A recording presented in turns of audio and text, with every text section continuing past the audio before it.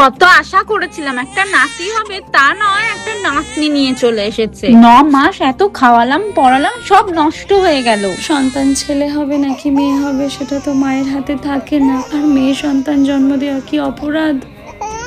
ও চলো ঘুম পাড়িয়ে আসি তোমার। কি গো, ওকে নিয়েই সারাক্ষণ পড়ে থাকলে হবে? রান্নাগুলো কখন হবে? মা আমি গরমের মধ্যে রান্না করছি তো ওর কষ্ট হচ্ছে, ওকে একটু ঘুম পাড়িয়ে আসি। কে রেখে তুমি রান্নাটা শেষ করো। দাও আসতে আমাকে দাও, আমি রেখে দিচ্ছি।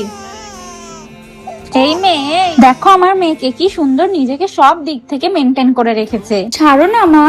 ও মা সুন্দর চুলটা। কি দেখছো ভাবি? তোমার চুলটা। সংসার করছো এত সময় পাও কোথায় চুলের যত্ন নেওয়ার? আর বলো না ভাবি, কিছুদিন আগেও আমার চুলটা ড্যামেজ হয়ে গিয়েছিল। এত ধুলো বালি, তারপরে বৃষ্টিতে ভিজে স্প্লিট এন্ডস আর রাফনেসে ভরে গিয়েছিল। জবা ফুল আমাদের হেয়ারের জন্য কতটা ভালো সেটা তো সবাই জানি, তাই জন্য বাজার থেকে আমি জবা ফুল নিয়ে এসে সেটাকে ফুটিয়ে লাগানোর চেষ্টা করছিলাম, কিন্তু এটা তো অনেক সময় সাপেক্ষ আর কতটা চ্যাটে হাতে কিভাবে চিপকে যাচ্ছে। আমার জন্য তো সময় দিয়ে এসব করা সম্ভবই নয়। এরপর আমি জবা ফুলেরই গুণ সম্পন্ন একটা দারুণ প্রোডাক্ট পেয়েছি, Alps goodness flaxseed gel with rosemary oil.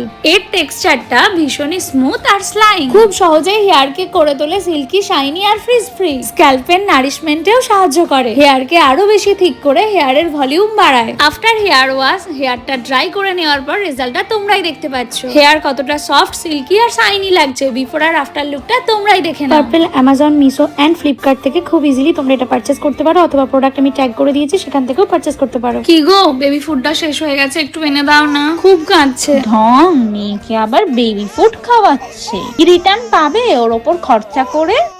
যাও ভাত খাওয়াও। যাও, মা যেটা বলছে শুনে নাও। এতটা নিষ্ঠুর কেউ কি করে হতে পারে? হ্যাঁ দিন। কি আছে দেখি এতে? বেবির ড্রেসগুলো সব পুরনো হয়ে গিয়েছিল তো তাই। তুমি অনলাইনে টাকা নষ্ট করে জামা অর্ডার করছো, তাও আবার ওর জন্য। এই ছেলে আর যেন এইদিকে না দেখি। আমি এমনই এক অসহায় মা যে চেয়েও নিজের সন্তানের জন্য কিচ্ছু করতে পারছি না, কিচ্ছু না। মেয়ে হওয়া কি সত্যি কোনো অপরাধ?